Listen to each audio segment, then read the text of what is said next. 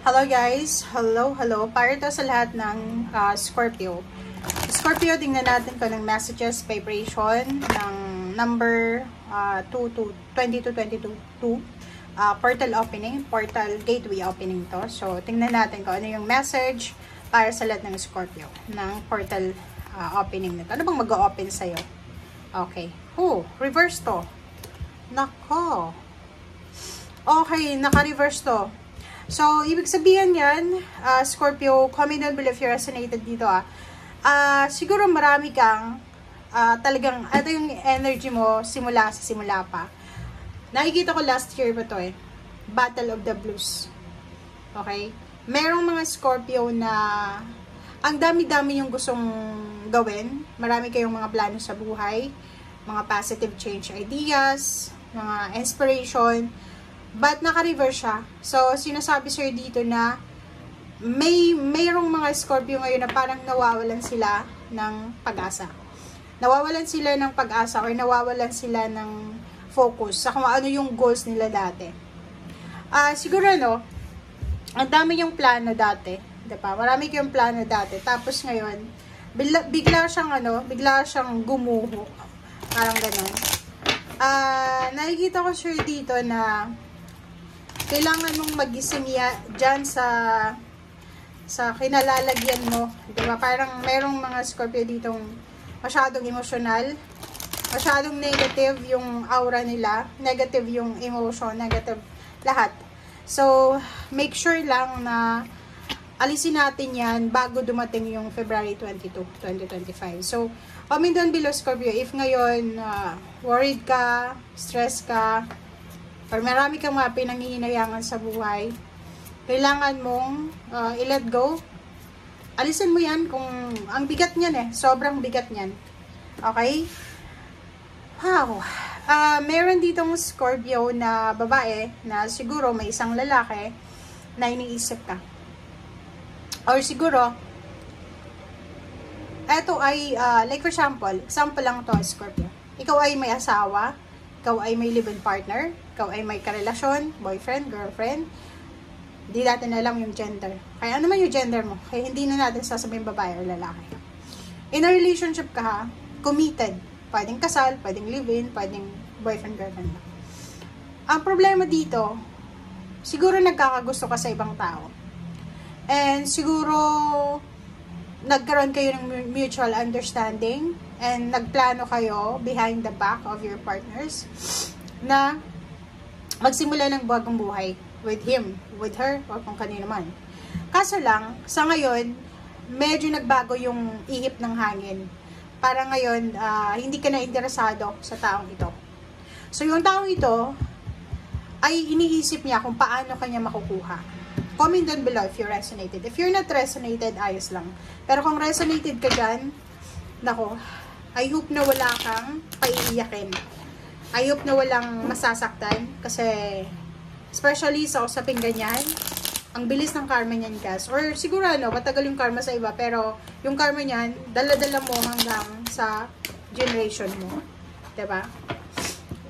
Kahit anak, apo mo, pamangkin mo, apo, sa apo, talagang ibabalik yung karma sa ganyan. Kaya, nakakatakot, diba? Nakakatakot pag in a relationship ka tapos may mga third party ganun. Kasi yung karma na yan is panghabang buhay yan. Or generation yan. Okay? Hindi man sa ngayon, pwedeng bukas, makalawa, or next decade, diba? Kahit wala ka na sa mundo, yung mga kadugo mo, lalo na galing sa laman mo, ay nagsasuffer pa rin sa bad karma or sa kung ano man ang karma na pwedeng dahil sa'yo. So, mag-iingat tayo. Okay, Scorpio. I hope nakikita nyo kasi pangit yung ano ko ngayon Pangit yung video ko. Okay, so King of Cups, Two of Pentacles, Page of Cups, and Page of Swords. Kung makikita mo dito, it's a future to. Isang future plans or future information, balita. Nakikita ko sure dito na in the near future, it's either 11 years.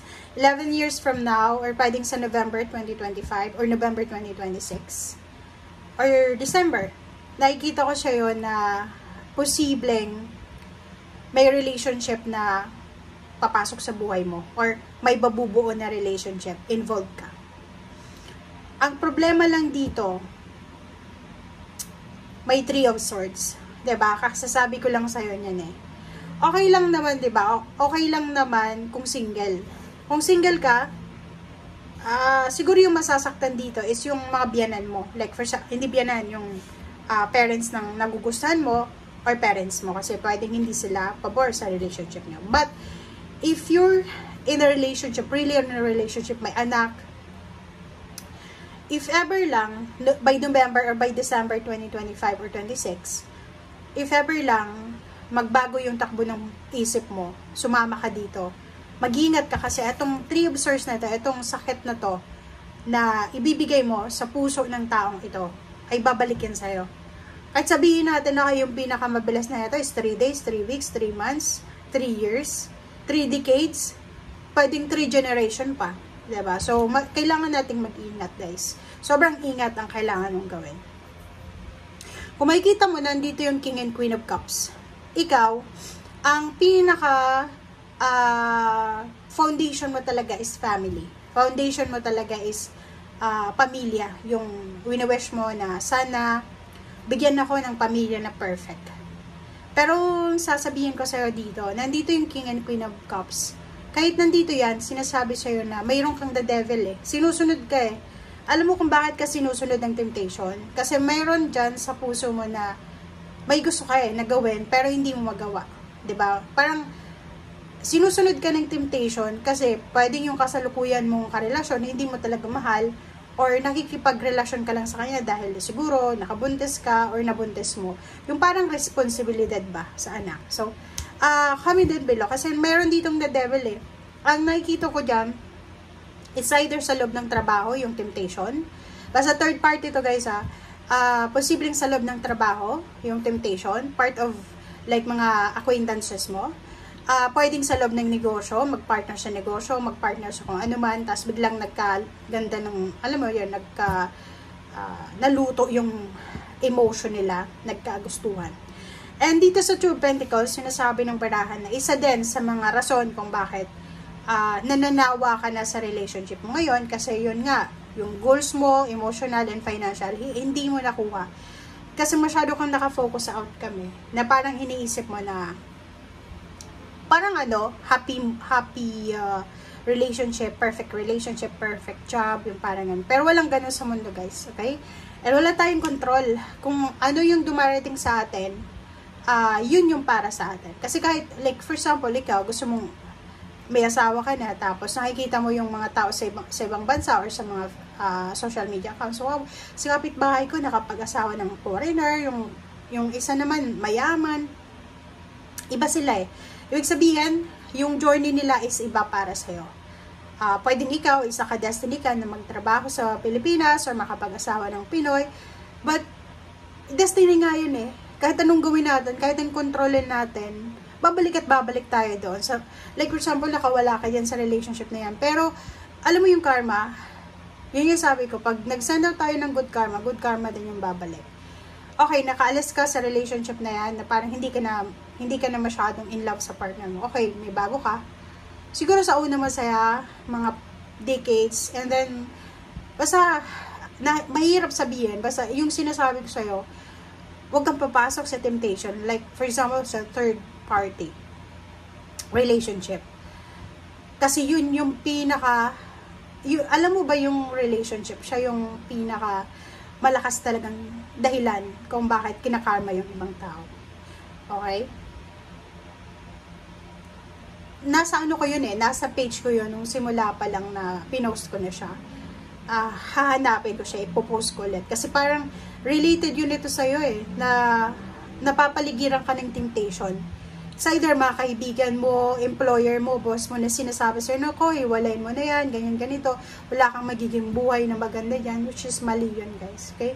Kasi, pag sinabi natin na, okay, yung asawa mo ngayon, yung boyfriend na girlfriend, ka-live-in partner, sobrang hirap niya sa buhay, Hindi tayo hindi tayo dito sa mundo nabuhay or dinala dito or sinilang para i-judge yung taong gano'n na sasabihin natin na hanggang dyan na lang. No. Bilog ang mundo eh. Baka pag mulat mo ng mata or after mo hiwalay yung taong yun, nanalo yun sa loto, 'di ba? Parang maisip mo, ako pala yung problema eh. Kaya hindi siya sinuswerte, 'di ba?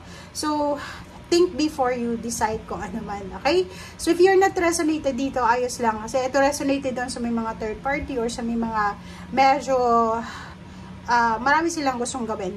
Okay? Thank you guys. Bye!